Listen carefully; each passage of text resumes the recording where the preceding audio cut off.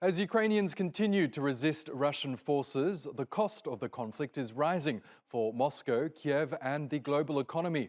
Both Ukraine and Russia are major suppliers of food, fuel and other key inputs for a myriad of industries, while the disruption in global supply chains caused by the fighting is also racking up expenses for other countries. And the Economist Intelligence Unit estimates the ongoing conflict could cost the global economy at least $400 billion this year. Well, Moscow has poured thousands of troops, tanks and other weapons into Ukraine over the past 2 weeks. This heavy deployment is coming at a steep cost to Moscow, with some saying it's spending around $20 billion a day. According to the Center for Economic Recovery, stiff resistance, particularly around Kiev and other key city centres, means Russian military losses are also mounting to the tune of tens of billions of dollars. But the onslaught is taking a heavier toll on Ukraine. President Volodymyr Zelenskyy's administration says public infrastructure worth more than $100 billion has already been destroyed. But even before Russia's latest assault on Ukraine, its economy had suffered steep losses from the conflict raging in the east of the country since 2014. The Center for Economics and Business Research has found that Ukraine's war with pro-Russian separatists has cost it around $280 billion from 2014 to 2020. This includes foregone output from Crimea, which Russian forces occupied in 2014. And then there are the losses to private property and businesses due to the current onslaught across Ukraine. Russian shelling has destroyed schools, hospitals, residential complexes, office buildings and even art galleries. There are over 25,000 items in our collection, including some of the most valuable Russian artworks. It is ironic that we are protecting Russian art from Russian bombs. As the US, the EU and other countries pile sanctions, many foreign businesses have responded by cutting ties with Moscow. More than 300 multinational companies have so far exited the Russian market. Moscow has threatened to seize the assets and operations they've left behind. According to the International Bank of Settlements, Russian entities owe more than $121 billion to foreign banks. It's now all but certain that those loans will not be repaid, leaving these financial institutions with no other option but to write off those debts. And then there's the cost of rising inflation. Prices of crude oil, natural gas and many other commodities are spiralling higher. As consumers feel the pinch, the International Monetary Fund expects global growth to also take a hit.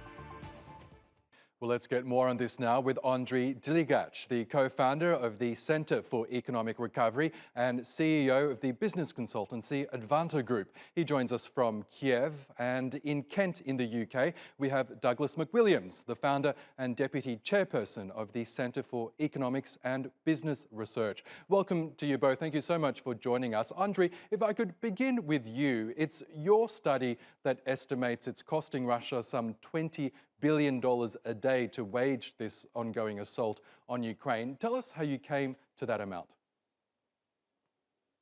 Yes, really, we calculated direct and indirect losses for Russian Federation in the war. We calculated cost of their army, tanks, planes, and other equipment. So we see that direct losses for the Russian army is approximately $8 billion per day, and other billions are indirect losses for Russian economy. But it was in the very beginning of the war.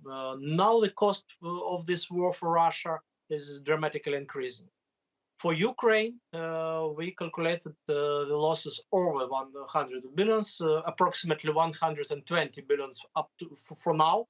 And in addition to this, we will lose approximately 50% of our GDP this year due to the war. And for sure, we lost a lot of our economic potential during last 8 years, because we have 8 years war, not only this 2 weeks war. The amount of these losses is approximately $300 billion. That's right. And Douglas, your organisation actually looked at the costs of this 8-year war that was already going on in the east of Ukraine. Tell us how much that affected Ukraine's economy well before this current conflict. Well, like Andrii has just said, the cost is pretty massive. Our estimate was that the cost is about a fifth of Ukrainian GDP, which is a huge cost. Yes, and in terms of those costs, can you explain to us what that entails exactly? What costs are we talking about? Partly it's bits of country that have been invaded and been taken over, which mean that their production goes elsewhere, their taxes go elsewhere. Partly it's areas where there's conflict taking place, which means that they can't produce because they're fighting. It's a range of different things that all add up together. And we did a quite careful calculation of what had been expected to happen to output and what actually has happened. And that's where we come up with our figure.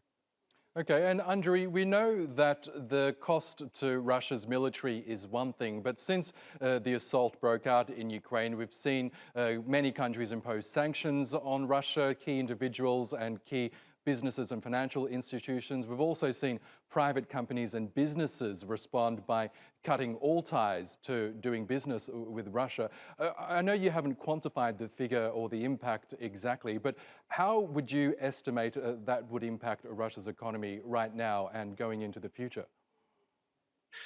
So we calculated that the current sanctions will cost from 10 to 15% of Russian GDP this year, but it's not enough.